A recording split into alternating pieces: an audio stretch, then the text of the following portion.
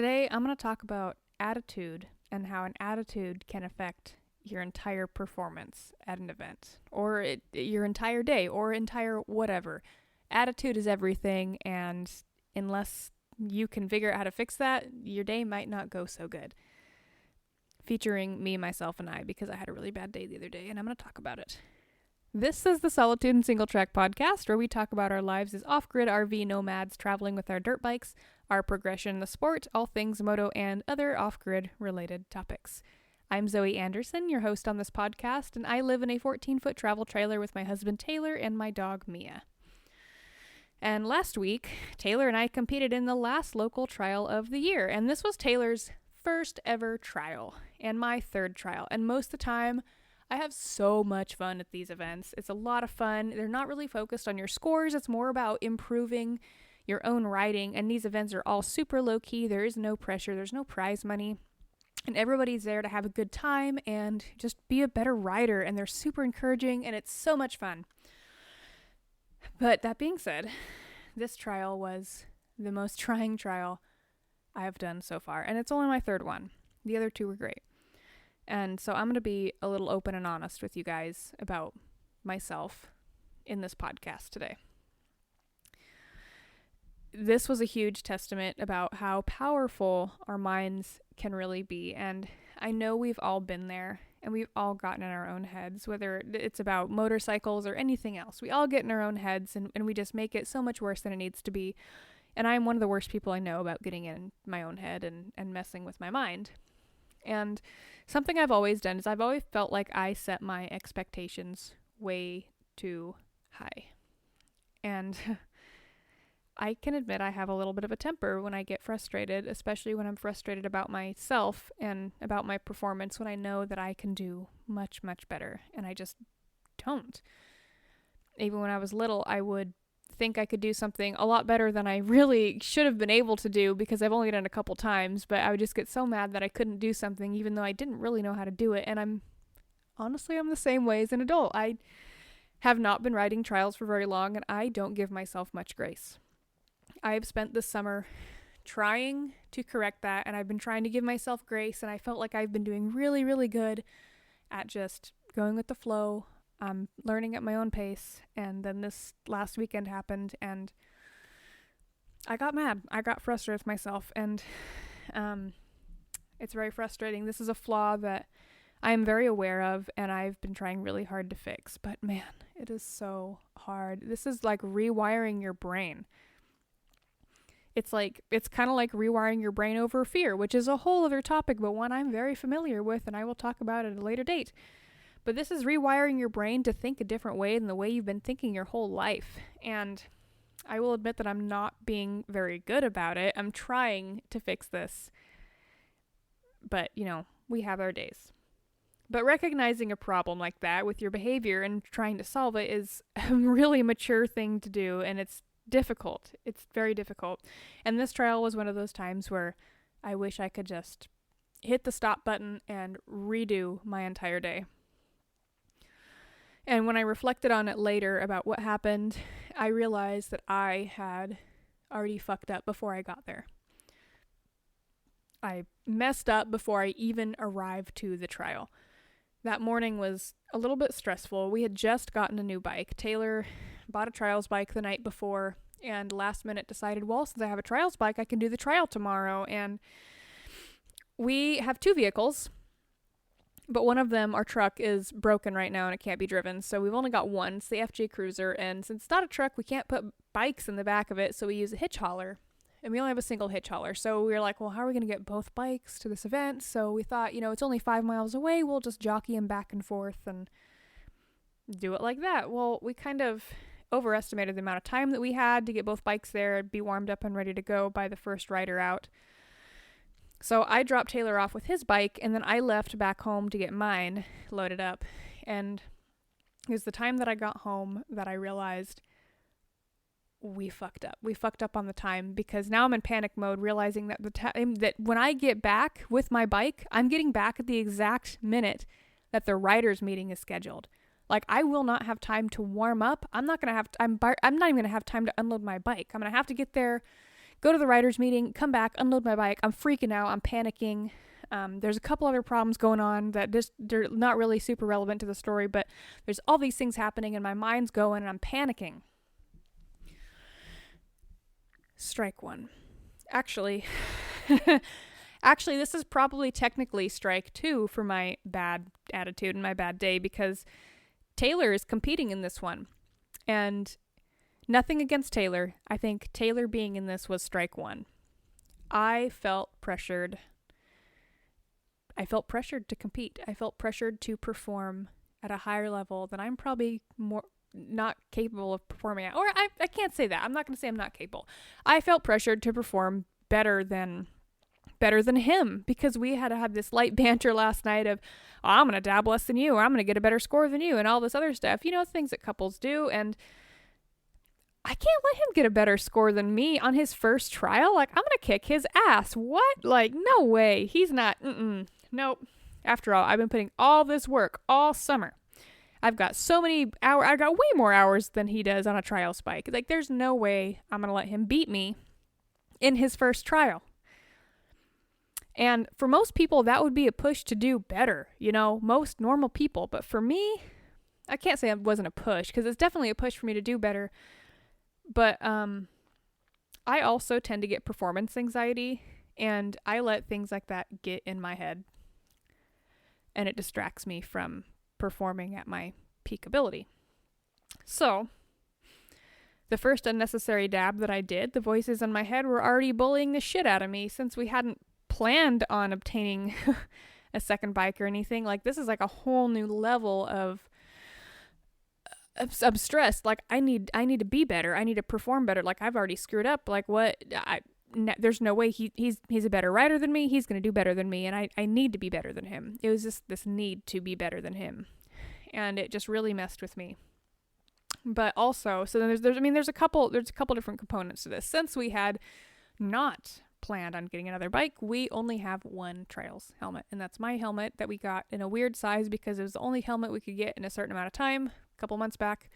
It's a medium. It doesn't really fit me. It's way too big, but it does fit Taylor. And Taylor's like, well, the only helmet I have is a dual sport helmet, and they're really heavy and they're hot. And so he's like, well, why don't I just wear the trials helmet and you wear your moto helmet, because I've got a motocross helmet that's really lightweight. And I was like, okay, well, that's fine, I guess. And this might not seem like a big deal to most people, especially if you're not familiar with trials and the difference between helmets and why you should wear a trials helmet if you're doing trials. So in trials, it's not speed-based. You're not going fast like in motocross or any kind of enduro like that. You're going really slow, like I'm talking 1 to 2 miles an hour. So trial helmets are open face. There is no chin protection. It's like you chop the chin off a moto helmet, and that's a trials helmet. So that way you also have, all this airflow on your face. You're not getting hot and overheating, but also you can have this full range of visibility of your surroundings, because what you're doing in trials is you are calculating your next move, and you have to be able to see the obstacle you're hitting and where your front tire is and all this other stuff. You can't do that in a moto helmet because you have that chin in the way. So, and also, something I learned is that if you've ever been riding on a trail really slow and you wear goggles or, God forbid, glasses in a moto helmet, you start to fog up, especially on the cold days. So it's important to have as much visibility as possible in trials, and wearing a moto helmet's not the most ideal situation because you don't have that visibility and they're really hot. Anyways, I digress. So Taylor wore the trials helmet, I wore my moto helmet, and I wear glasses because I'm a procrastinator. I haven't made myself a vision appointment to get more contacts, so I don't have any contacts, so I wore my glasses. And by the second section, my glasses started to fog up, and I could not see. And it pissed me off. And I started out the day stressed. Now I can't fucking see. I'm pissed. And it's not Taylor's fault that he wore the trials helmet. I mean, it is his fault because he could have wore his helmet, but it wasn't fair for him to wear a heavier helmet when I had a lighter helmet to wear. And I took it out on him a little bit because I was frustrated. I started the day out frustrated. Now I'm really frustrated because I can't fucking see. Everything's hot. It sucks. Everything sucks. I'm just mad. And so every little negative thing after that started to snowball. And that was the moment that began my downward spiral. So the first round, I think I got all 3s and a 2. And 3s in trials, meaning I dabbed at least 3 times in each section. And that's the highest amount of points you can get without actually like dropping your bike or stalling your bike, which then you get a 5 and you have to leave the section. So I got all 3s. The goal, by the way, is to get 0 points every section. Because the most amount of points you have, it's kind of like golf. The more points you have, the worse score it is. So anyways, by the second round, I had gotten my first 5. And most of the time when I go into a trial, my goal has been, don't get a 5. And the last trial, I succeeded that, and I did pretty good. I didn't get a 5. And by second round here, I got my first one. It was a silly mistake. What was that? That was a weird sound. Anyways, it was a really silly mistake. I overcut a corner, and it had a really soft edge, like you have kind of a false edge. And my front tire went off this edge, and my bike toppled over, and I got stuck. And in the process of my bike falling, I wasn't injured, but my shifter bent, and my shifter would no longer shift out of first gear. So I was stuck in first gear, and I was like, fuck, now I broke my shift forks. Now my bike is broken, and I have to ride the rest of this damn trial with a broken-ass bike.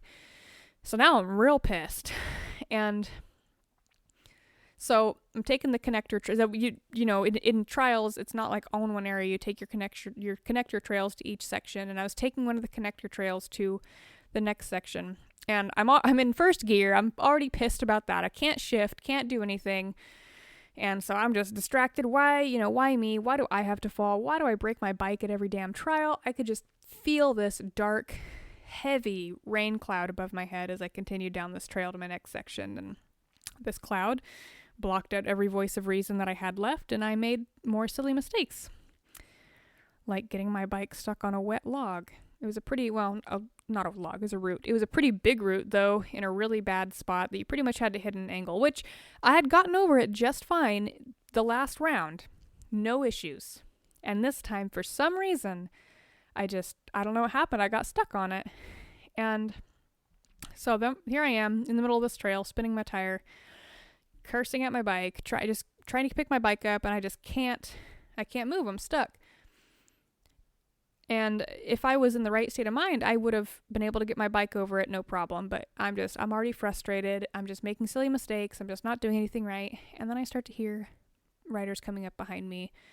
And I look around and I see there's 5 people waiting for me to get the hell out of the way. So I panic and I'm like, fuck, I got to get this bike out of the way right now.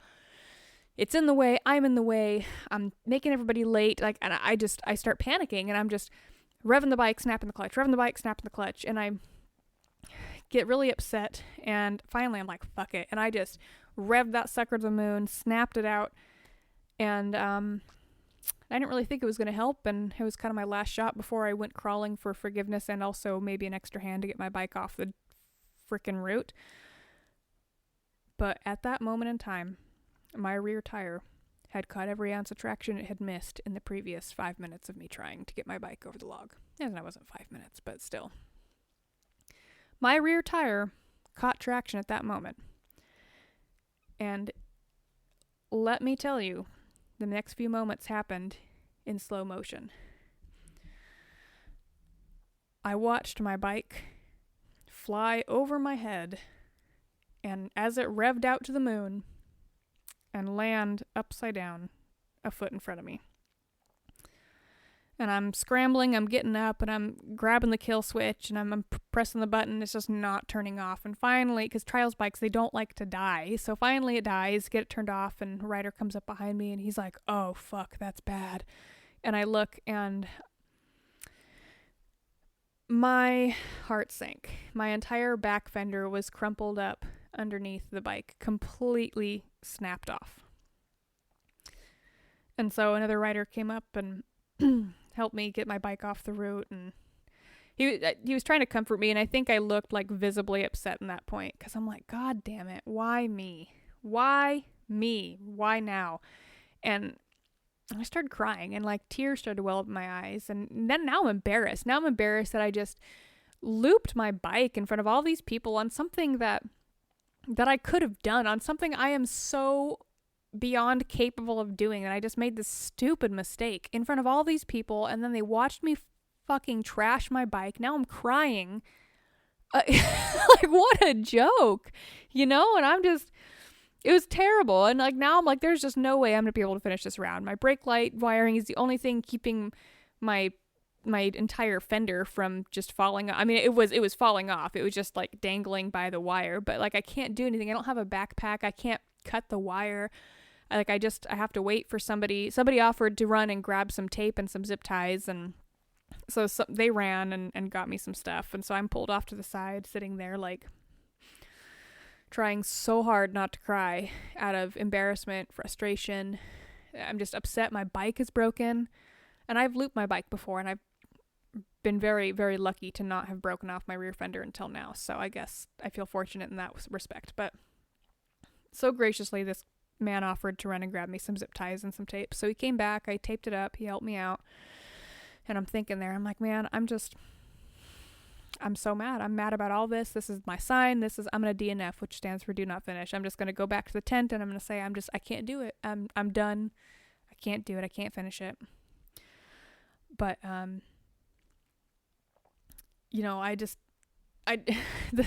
the frustrating part for me is like, it wasn't even in the section. It wasn't on anything hard either. Like, really, Zoe, in the novice class, and you're not even in a section, you messed up this bad? Like, are you kidding me? Like, you can ride way better than this any day of the week.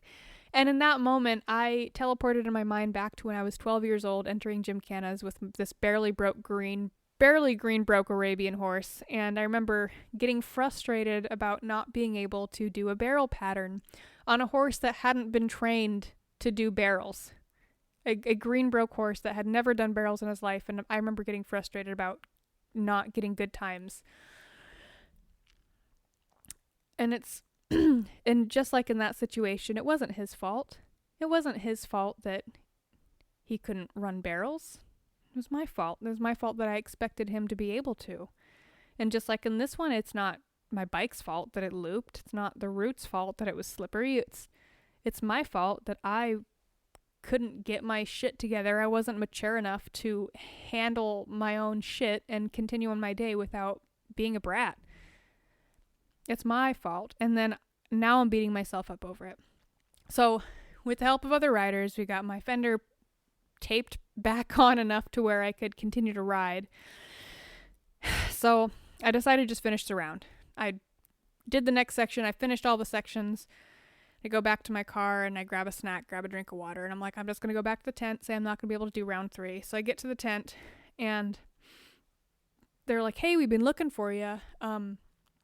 You're actually like the last person, and we're so far behind that you're just going to have to wait until the afternoon classes to run, and we'll just have you go first in front of the advanced class. That way you can get all your stuff done. You're going to be able to finish. And I like start bawling. I'm like, I'm so sorry. Like, I had bike problems. I'm just having a terrible fucking day, and I don't want you to have to do that for me. Like, I'm just going to DNF. Just like, well, you can do what you want, but I'm telling you, it's like, they're encouraging me. They're like, it's going to be so easy for you to just finish out the day. I want you to finish out your day. And I'm like, okay, I'll finish it out. So I go back to the car for a minute, and then, I have my friends coming up who had just finished their third lap, and I'm sitting there feeling embarrassed because I'm like, well, I'm sorry, I held everybody up, and now I'm going to hold up people more because now I have to go in front of the advanced riders, and it's just going to be a big cluster. And I'm like, I think I'm just going to DNF. Like, my fork seals are blown. I knew that my fork seals are blown, but I'm going to keep riding on it. I'm making up excuses now. So I'm like, my shifter's broken, and my bike's broken, and my fork seals are blown, and I'm just being a bitch, and I'm just not going to do it. And my friends were like, no, that's no excuse. That is not, your bike isn't broken enough to be used as an excuse to quit. You're going to finish out your day. They told you you're finishing out your day, so you're going to do it. So my friends are like, nope, stop it. Shut up. Just ride. So I did. I finished it out. I got one more 5. And at the end, I was still in a pretty shitty mood.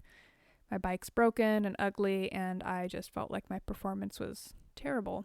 And I know I can do better, but here I am, moping.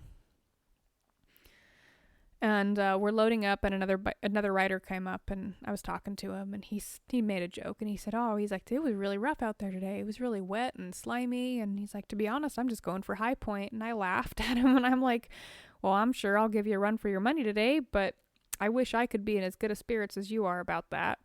And he smiled, and he said, "Well, every time I mess up, I just laugh. Every time I fall down, I laugh, because what else can you do? You can't be upset about it. You just got to carry on and make it funny." And that's really that's the only thing you can do. And I have tried so hard this entire summer learning trials to do that and make things funny every time I mess up. And if you've watched any of my Instagram series on my trials journey, I try really hard to not let the bad attitude win and not let the fear win, the fear of not being good enough and the fear of falling. And all of these mental blocks, I try not to let them win. But for some reason, this time, at this trial, I let it win. And I think that, at this point, I'm still a little bit upset about it. And I'm not, at this point, upset about my scores and about being bad, riding really bad. I'm not upset about having a bad ride. At this point, I'm upset about my attitude. And the fact that I've spent so much time over the summer preaching about how hard learning something is and how progress is never linear. And that some days we have really good days and some days we just don't. Some days are just bad days. And I just let my attitude win. And it ruined my day. Because one competition, one instance of quote-unquote failure does not speak for your ability to do something. Like, that competition doesn't speak for my ability to ride. I know I can ride, and I know I can ride moderately well. But what it does speak for is your ability, or in my case, my ability to handle my emotions. And I let my emotions get the best of me, and it affected my performance in a negative way. And not only did it affect my performance in a negative way, but it affected my attitude towards everybody around me. And I want to thank all of my friends, and especially Taylor, anybody who was close to me, for supporting me and being positive, even though I was just a complete train wreck and monster with a big attitude that day. And I appreciate so much for everybody who was there and was so encouraging for me. That goes a long way. So if you're feeling down because you just had a bad ride, you had a fall, or you know you can do better and for some reason you just didn't, stop and take a breath. Take a deep breath. Today is just one of those days. And you'll just have to try and laugh about it and move on. And know that tomorrow is another day to get out there and try it again. Don't get in your head. Don't be in a mood. Don't let that dark cloud of misery and bitchiness make it worse. Just pick yourself up and just keep going. Laugh about it. Don't cry about it. Anyways, that's my advice for the day, and that's a lesson I just learned in my final trial of the year. But I'll catch you next time. Thanks for listening.